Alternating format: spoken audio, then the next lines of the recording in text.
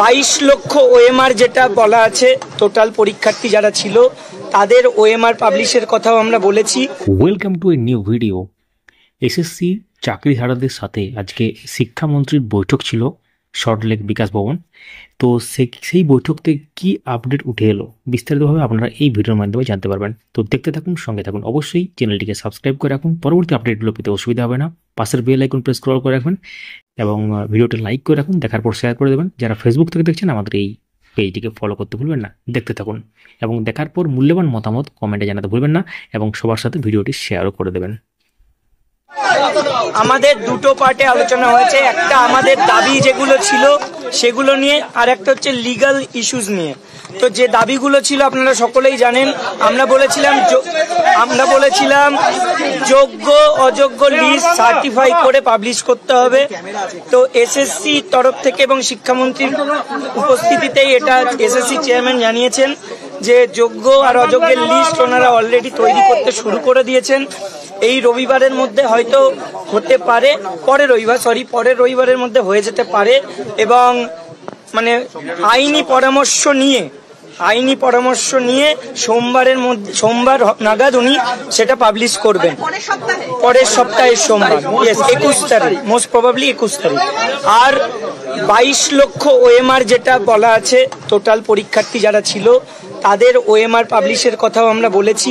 তো ওনারাও সেটাও বলেছেন যে সেটা তো আছে, আইনি পরামর্শ নেবেন। যদি ওনারা মানে পজিটিভ বার্তা দেন যে কোনো অসুবিধা নেই, তাহলে অবশ্যই সেটাও পাবলিশ করা হবে।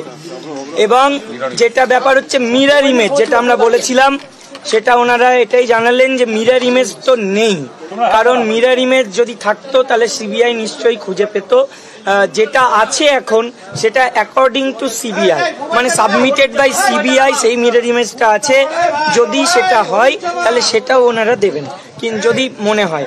এই তিনটে দাবি আমাদের ছিল, তারা এই তিনটে উত্তর আমাদের দিয়েছে। আর আইনি পরামর্শ যেটা আমরা বলেছিলাম যে মানে রিভিউ করার আগে বা কিউরেটিভ যাই পদ্ধতি হোক, প্রথমে তো রিভিউ হবে। রিভিউয়ে যাওয়ার আগে রিভিউয়ে কি ধরনের আলোচনা হবে সেটা আমাদের সঙ্গে যেন আলোচনা করেন একসঙ্গে বসে। তো সেটাই ওনারা রাজি হয়েছেন। আপনারা খুশি? দেখুন, খুশি আমরা, আশ্বস্ত সেদিনই হব বা স্বস্তি পাবো। আশ্বস্ত হওয়ার জায়গা এখনই নয়, স্বস্তি আমরা সেদিনই পাবো যেদিন পুরো লিগ্যাল ওয়েতে আমরা পুরোপুরি জিতে আসব। তার আগে আমরা স্বস্তি নিঃশ্বাস ফেলছি। আর কোনো বৈঠক হবে? না, আমরা তো অনশন করিনি। আমরা কি করব সেটা ওখানে গিয়ে আমরা আমাদের যারা চাকরিহারা আছে তাদের সঙ্গে আলোচনা করে অবশ্যই করব। বেতন নিয়ে যেটা আলোচনা হয়েছে, যে দেখুন আমাদের তো সুপ্রিম কোর্টের অর্ডার আছে, এখন আপাতত ভাবে যে বেতন চালু থাকবে কিনা সেটা আইনি পরামর্শ নেওয়া চলছে। তবে আমরা দেখেছি স্যালারি পোর্টাল খুলে দিয়েছে, এটুকু আছে, বেতন সাবমিট হবে। আর টিচাররা স্কুলে যাবে মিটিং এ দেখুন পার্শিয়ালি কিছুটা আমরা মনে হয়েছে, ওই যেহেতু যোগ্য লিস্ট বা 22 লক্ষ ওএমআর, তো পার্শিয়ালি কিছু দাবি তো আমার মনে হচ্ছে মেনে নেওয়া সম্ভব হচ্ছে। এখন আইনি পরামর্শ নেবেন ওনারা, তারপরে লিস্ট পাবলিশ হবে কিনা। যদি দেখা যায় যে আইনি পরামর্শে কোথাও গলদ হলো বা আইনি পরামর্শে আটকে গেল, আমরাও আমাদের লয়ারের সঙ্গে আইনি পরামর্শ করব যে এটা মানে আটকে দেওয়াটা ঠিকঠাক ছিল কি করা যেত। বলছি যোগ্য অযোগ্যের লিস্ট যদি এখনই আলাদা করে প্রকাশ করা যায়, উনি যেটা আপনারা যেটা বলছেন, এটা আগে করা গেল না কেন? তাহলে এই সমস্যা তো হতোই না। দেখুন, আমরা তো আগেও চেয়েছিলাম যে করা হোক, কেন করা হয়নি, কেন করেনি সেটা তো আমরা বলতে পারবো না। কিন্তু আপনারা জিজ্ঞেস করেছিলেন? হ্যাঁ, আমরা বলেছিলাম।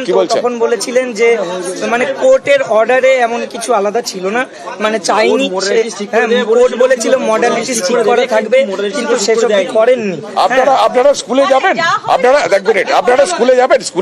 দেখুন, সেটা আমরা ওখানে গিয়ে আলোচনা করব যারা চাকরিহারারা আছে। বৈঠকে আপনারা যথেষ্টভাবে বলার সুযোগ পেয়েছেন, আপনাদের কথা তুলে ধরতে পেরেছেন? অবশ্যই আমরা আমাদের সমস্ত কথা তুলে ধরেছি।